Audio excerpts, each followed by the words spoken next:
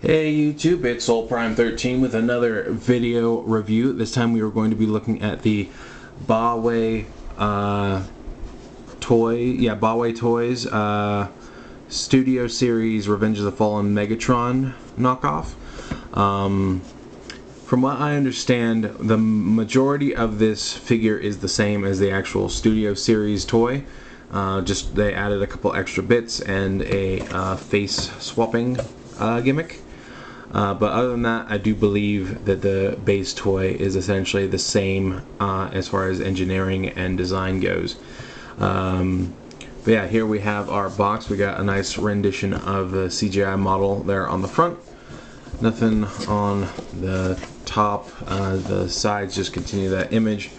On the back, we do have some product shots here. And on the bottom we just have our legal jargon, this time in a Asian language. But that's it for the box. We also get some instructions, and maybe it's the weird dark purples that they use to illustrate, but I do not find these instructions very helpful. I found them quite confusing.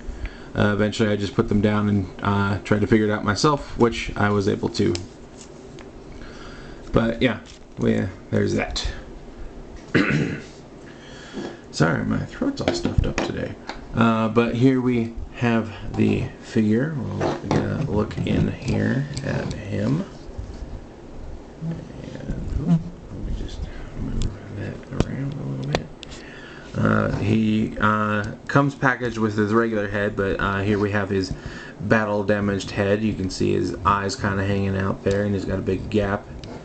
And his additional arm with the posable fingers. So there is that.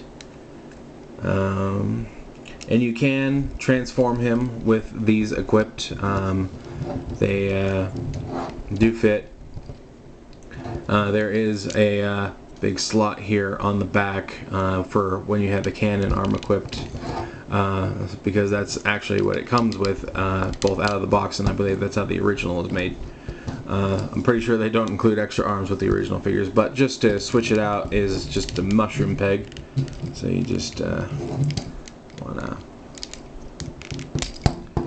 pop that off on that peg, and we bring in the cannon arm here, and you can switch that on.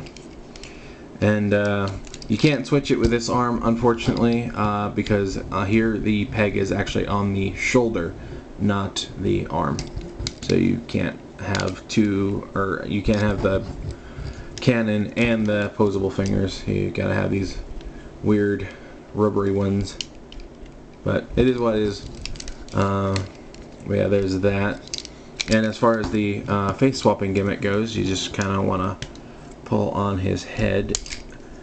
And I love how they did the eyes here. They just painted these two little nubs red so that it looks like he has that sort of buggy-eyed injury when he has the damaged head. But when you put his regular head on, he still has those nice looking red eyes underneath. A little bit harder to see, but they are there. And due to this being a fourth party figure, he is definitely decked out with paint applications. And I've definitely heard some good things about baiwei, and having this guy in hand now, I am definitely convinced. I hope to pick up some more of their figures in the future. But yeah, he's got nice accents of copper and a few little bits of gold. You know, they've painted like the gears and his legs and treads. You know, he's got this paint all over these engine jets, thrusters. It just looks very, very nice. I thought he might be blast compatible with these cannons up here on his shoulders and in the turret. Fortunately, they are not. It does not fit, and it does not fit. Sad, sad day. But yeah, aside from that, he does look very nice.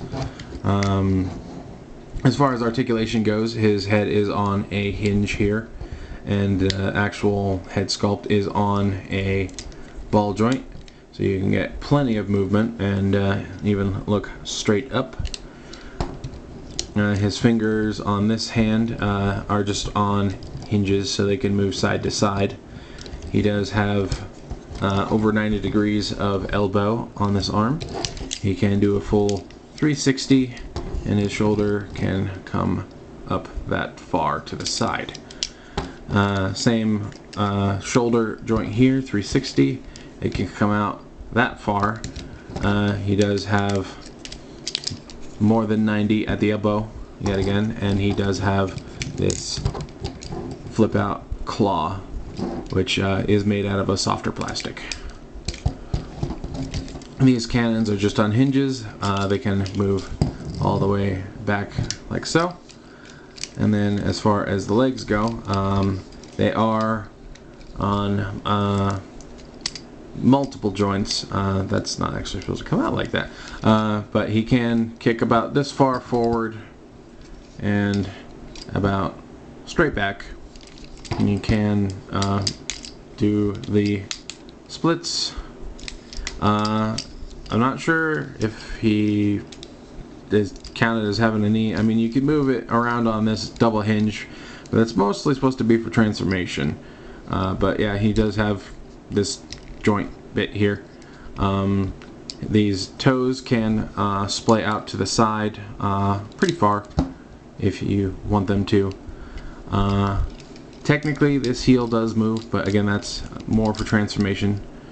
And he does have some ankle tilts. Okay. So there is that, and I just accidentally closed up his toes. But yeah, that's, I believe, all for articulation. There are two other additional bits that you get. These, which are more so for the tank mode, but you can sort of use them in robot mode to fill in these gaps in his side. Because what these do is, this piece right here, you can sort of see it has like an arc to it, but those just slide over this spot right here, like so, and you can sort of angle them and put them in, and doesn't want to go in. Yeah, you can just sort of slide them. I'm not doing anything wrong yet. Oh, it's catching on stuff inside. There we go. But you can put them over like so in the robot mode, and they do fill out that side bit a little bit, but they're usually gonna pop off in transformation, so I wouldn't really worry about it in the robot mode so much. They're more for the tank mode. Though if you have the cannon in his tank mode, the one on the right side will not fit. But yeah, I will show these off again in the vehicle mode when we get there. I think the only thing we have to do for robot mode is a couple size comparisons. So here we have him next to Studio Series Galvatron. Oh yeah, I do believe he might be upscaled, and I know that they added some die cast to him. I know these parts right here are die cast, and I think a couple of his joints have die cast, but I don't think they changed too much from the actual engineering itself. I think they just made him bigger.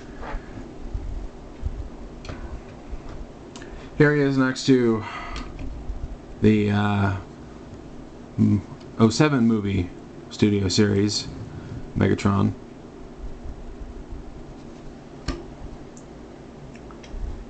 Here he is next to the recent Revenge of the Fallen multi-pack Prime.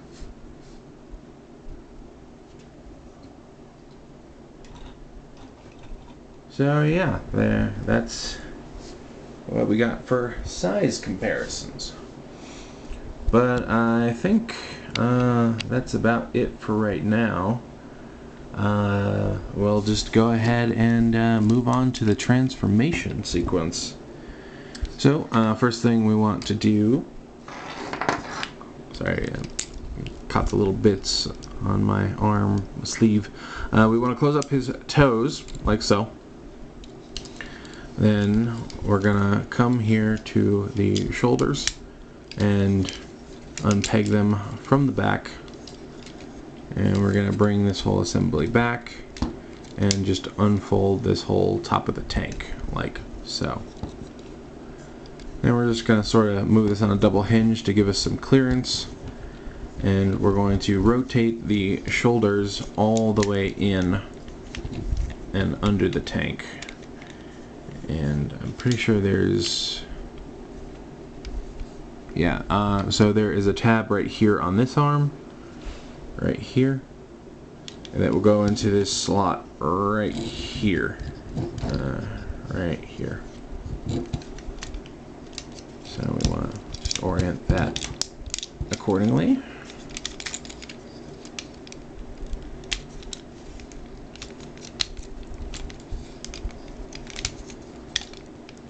Come on, get in there.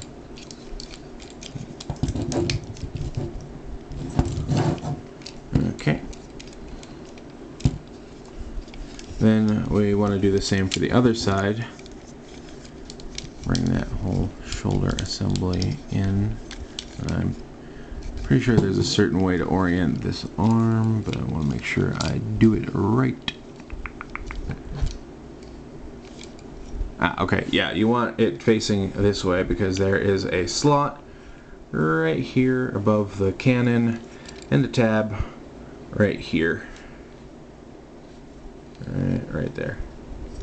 That's going to peg into it, so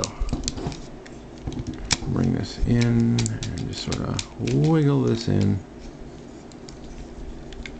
and we'll bring this whole assembly back.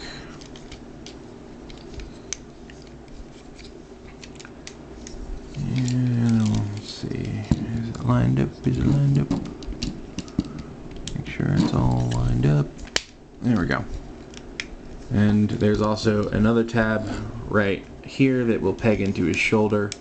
And you can sort of see there are grooves along the backpack piece that just sort of align with the way his shoulders are sculpted. If I can get that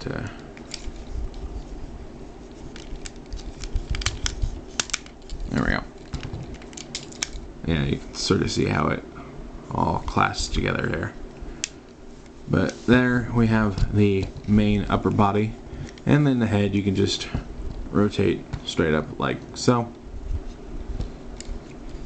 Now for the legs, we're going to rotate them 180 like so.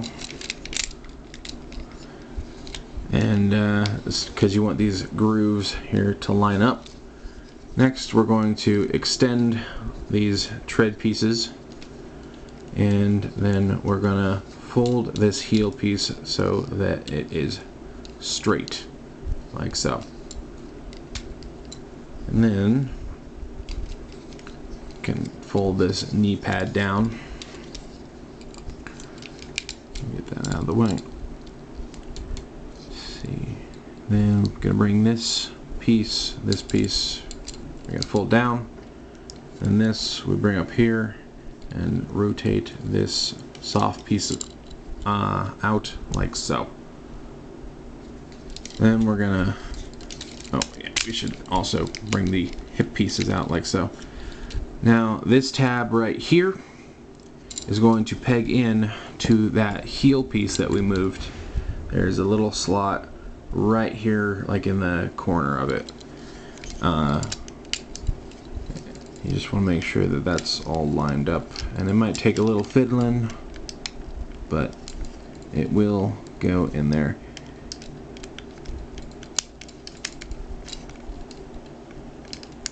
Just need to, sorry, I'm bumping the camera here.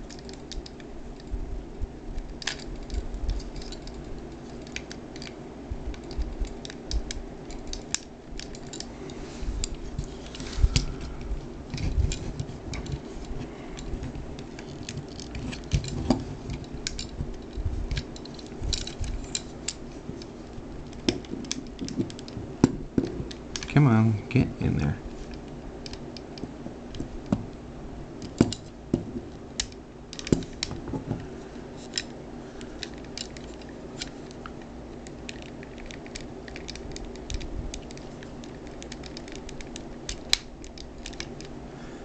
Come on.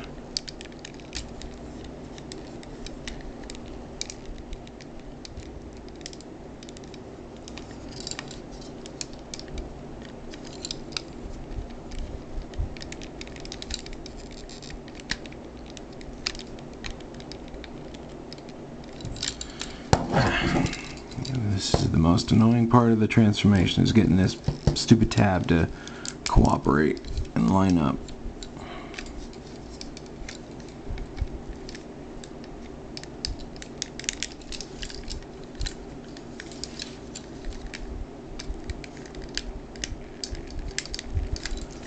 Come on.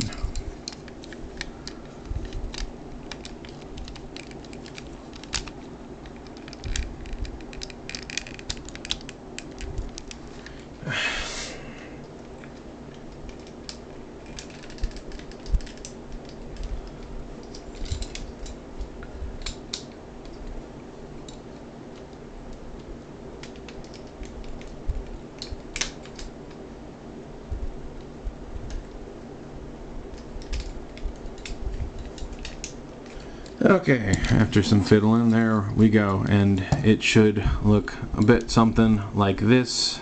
You want to make sure that this wheel here is down, touching when you get it all sorted out. Anyway, we rinse and repeat, fold this down, bring this up, fold this out and around, and bring this tab up.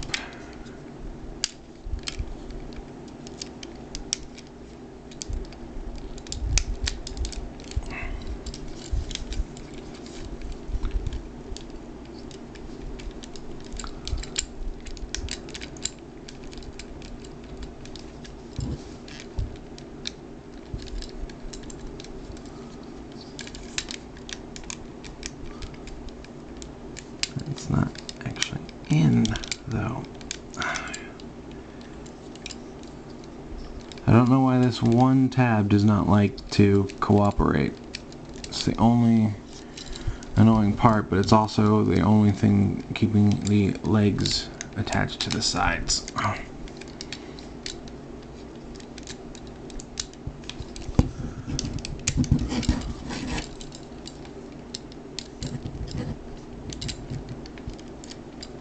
That's why I'm trying to plug it in the slightly wrong spot. Yeah, do be careful. There's like a little groove straight above the tab that can kind of look like the tab if you don't have great lighting. Anyway, yeah, and then, you know, just adjust these face holdy pieces as you wish, and then fold the knee pads underneath like so. And there you have him in his tank mode. And it definitely looks intimidating.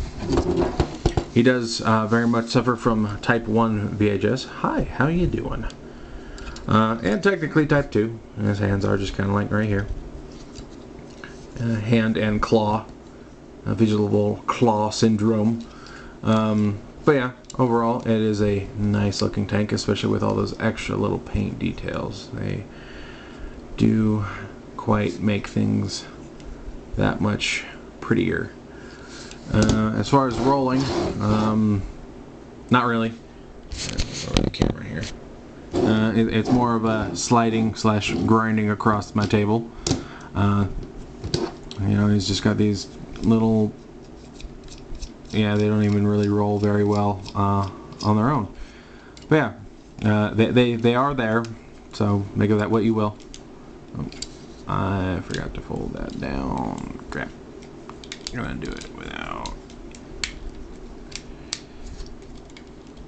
There we go.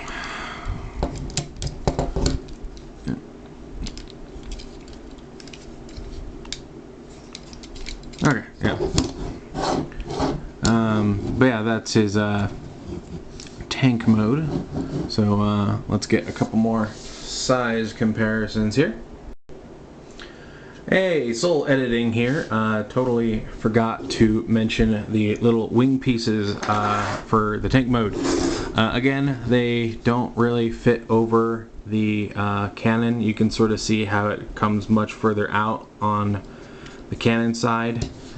But essentially what we do here is we unfold it, and then you can oh wait, no, we want this extended. We want it compacted for the robot mode. But yeah, as you can see, it folds out like so. And then again, those same slots here and here. Just gonna slide it in to those. If I don't drop it. Come on. There we go. Like so. And you can see that there's a little triangular indent that slides into that gap on his leg right there. But that gives him his mini tank wings. But yeah, just want to make sure I showed that off. That's back to the video. Okay, so for size comparisons, we have our Studio Series Revenge of the Fallen multi-pack prime. Give you an idea of how they stack up.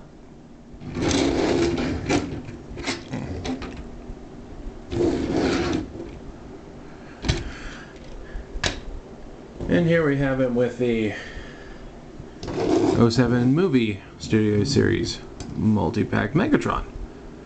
So there's our difference there. And honestly, as much as this figure is neat, I do still prefer this one. Just feels a lot more coherent. But yeah, this I do believe is an upgrade over the original, so I'm glad I at least got this to figure it out, because I do still at least like this one. I don't know if I would have liked it nearly as much if it was just the regular mainline one, but it is what it is. Some turnaround here.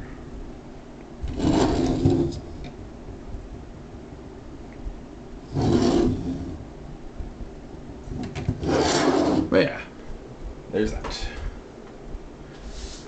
But yeah, overall, I do think it's still a solid figure. I definitely think it. I probably wouldn't have really enjoyed the main line mold as much, because a lot of what I enjoy is the heft and those really decked out paint decals. So I think he's probably going to be more of a display figure than an actual pick up and mess around with figure. But yeah, and especially with how finicky those tabs to get the treads in place can be. But overall, a nice figure, and you know, I'm pretty sure the mainline one is pretty hard to come by. I don't know if Shozi still has any of these in stock. That's where I picked them up. I do believe they sold out the day after. This could have very well been the last one. But I think he's available in other places. But yeah, he's solid enough that if you're looking for a Revenge of the Fallen to add to your collection, this is not a bad choice. And I think it was actually like $5 cheaper than the official one. I think. Yeah, I think he was about 30 bucks. But yeah, overall, still a very nice figure, and I'm glad to have it in my collection. So I think I'll give this guy 7.5 out of 10. Yeah, I think that feels fair. But yeah, that's pretty much all I have to say about this particular figure. So yeah, thanks for coming and watching. Please like, comment, subscribe. That really does help the channel out, especially for one as small and growing as mine. I really do appreciate any attention I can get, and I appreciate your support. But that's enough of me rambling and doing the shameless self-plug. So this is Soul Prime 13 saying transform and soul out.